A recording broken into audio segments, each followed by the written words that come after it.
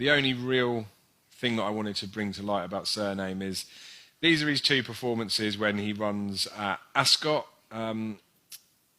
It was a renewed performance. So the one on the left is in a handicap. The reason I put these two side by side is they jumped those flights at the same sort of time. It's to show you when he's jumping the flight. So everything's sort of happening at the same speed. And that's a grade one where he goes and achieves the highest rating. And the picture on the left is from a handicap. So for him, he's out in front, he's doing his own thing, and he's running the same sort of pace. And it's really good judgment by Harry Cobden, in fairness. You can see the other horses in behind where a few of them are travelling in, waiting patiently. He's there on his hindquarters. But again, just look at where they're jumping it. So he's coming into that, and he's jumped that pretty much the same in a handicap. And when he's done this at Ascot, and you can see him keep going and keep going and keep going here. So in both pictures, he's being ridden probably about the same. He's just being nudged to go and get the last. But he's accelerated away from a proper field there. And you can see there that he's jumped that in front of when he jumped the handicap. The handicap is being eased down now, and you can see him flying home in this race in the Grade 1. And he's being eased now. It's obscene that he did that to those types of horses, because they can't have all run bad, and the handicapper had to put him where they had to put him. It is a slight thing with him that maybe he's better right-handed.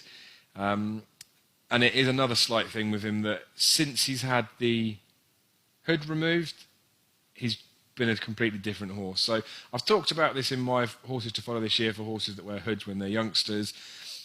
Last race in France when he won, he wore a hood. Ever since then, he's worn a hood. And he's run well in races. He achieved 150 odd. But he never really did everything. And sometimes horses need the hood to make them switch off. Maybe they're a bit quirky, those sort of things. But Nichols has said that he's been a little bit difficult to train. He finally felt like he got a little bit better. He had run twice that season before they took the hood off to stick him in that handicap. But he's a different horse now the hood's off. He doesn't need it. He knows his business. He knows what he's getting up to.